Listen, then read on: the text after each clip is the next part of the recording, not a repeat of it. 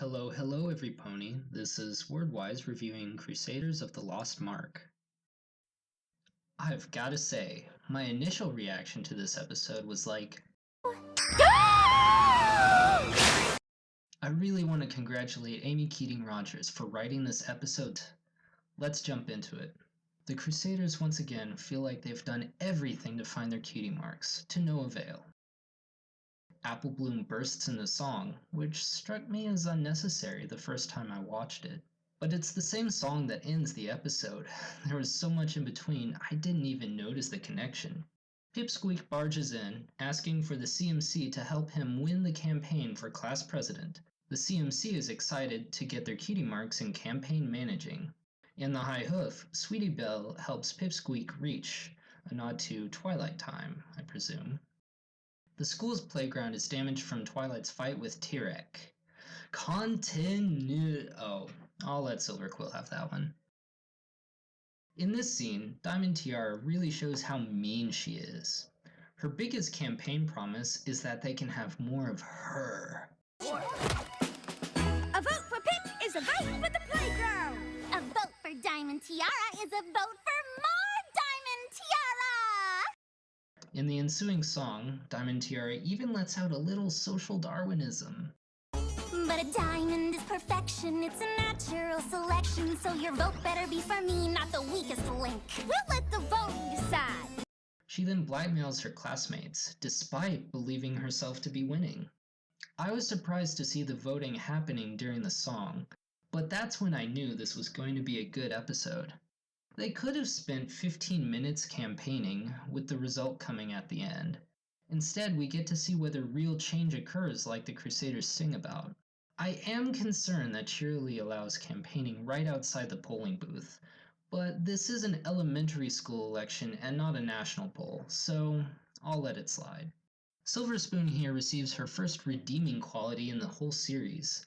In case you couldn't guess, her recommendation to Diamond is to show them all you really care.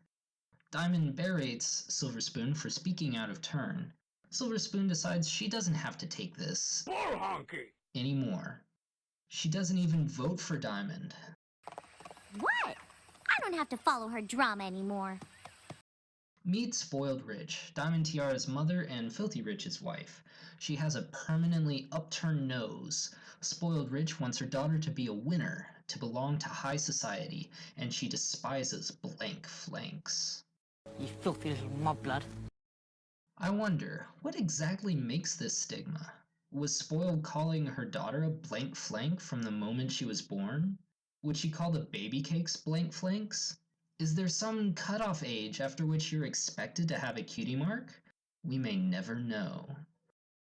Ever since the song Morning in Ponyville, I've been looking forward to hearing Diamond Tiara in her own singing number. She has a strong voice, which is ironic considering how this song is about not being strong. I really like how her internal monologue has been written. I know some girls struggle with being emotionally strong in difficulties, and they'll often have a saying that keeps them going. I like how this is personalized for Diamond Tiara. If I'm a diamond, then why do I feel so rough? I'm as strong as a stone, even that's not enough. I'm a diamond, that means you never break. She's not talking about herself in that line, she's talking to herself. Diamond Tiara reveals her true feelings about her cutie mark. She feels stuck with something she doesn't understand. This goes back to how a cutie mark is revealed. I think a cutie mark is revealed when you discover what your special talent is. It doesn't mean you know how to apply your talent immediately. We saw this with Troubleshoes in Appaloosa's Most Wanted, and we see it with Diamond Tiara here. Were you trying to get your cutie mark in spying? Oh no, Diamond, you know better than that. They already tried spying in Ponyville Confidential. Pipsqueak pops up and says how the new playground equipment was not approved by the school board. First, of course, because that's how all student governments function. Second, clearly Spoiled Rich is out to punish the pony who made her daughter lose. Third, this segues into an awesome, aria? This day is going to be perfect. No, those aren't solos. Music theory.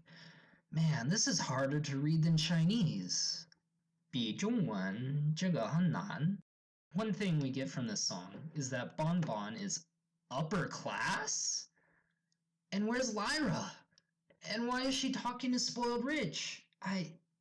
I'm so conflicted, so confused. The CMC present a stylized decision to Diamond. The dark path goes toward the school, and the light path goes somewhere else. But Diamond takes the dark side. At this point, I was expecting Diamond to use financial know-how to do a fundraiser for the school. The rest of the episode would have been either how she wins back power by actual competency or by conniving her way to the top. But that's not what happened at all. Spoiled Rich beat the Phillies to the school. She criticizes her daughter for being affiliated, see what I did there, with them. Socializing with their kind is not how you move up in Equestria. Actually, it is. They are sisters and adopted sister of 3 of the main 6. The main 6, who are national heroes. The main 6, who have close ties to Princess Celestia, Luna, and Cadence. The main 6, who, under the leadership of Princess of Friendship, Twilight Sparkle, have been tasked by the Tree of Harmony to spread friendship all over the world.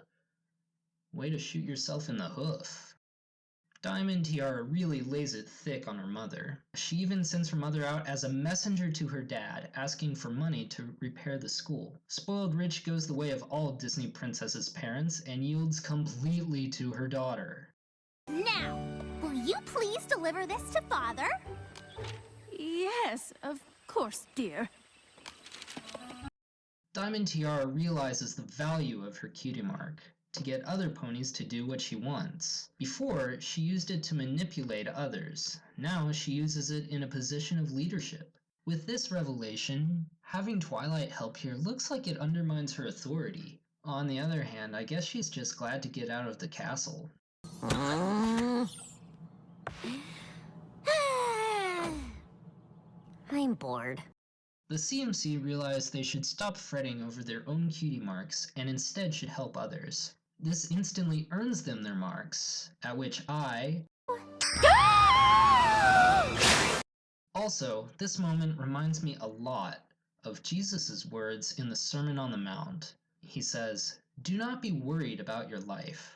Instead, seek first his kingdom and his righteousness, and all these things will be added to you." Matthew 20, verses 25 and 33.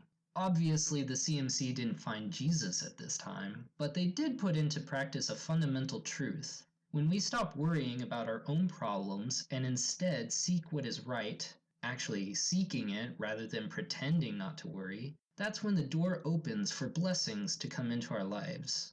So the CMC got their cutie marks in Cutie Mark Crusading. This marks the end of the cutie arc. First of all, I'm glad they chose to show the CMC earn their marks, rather than forever having limitless potential. I used to think that a cutie mark was determined at birth, you just had to uncover it. Now, I'm not so sure. In the Showstoppers, we saw what the CMC's special talents might have been. In fact, the CMC surpassed many trials to reach this point.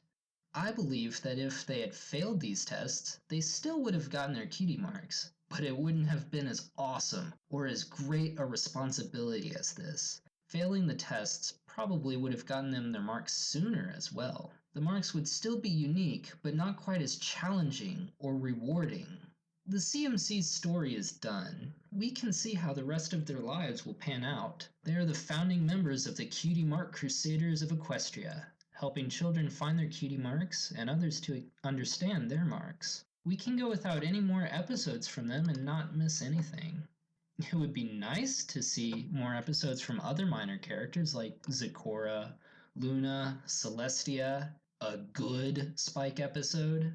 But I doubt we won't see more of the CMC in the time to come, and I look forward to seeing more of them as well. Let's conclude. Applejack overtly mentions their parents for the first time. I'm a little disappointed in Rainbow Dash. Little Buddy? I expected adopted sister or straight up little sister or something stronger than Buddy.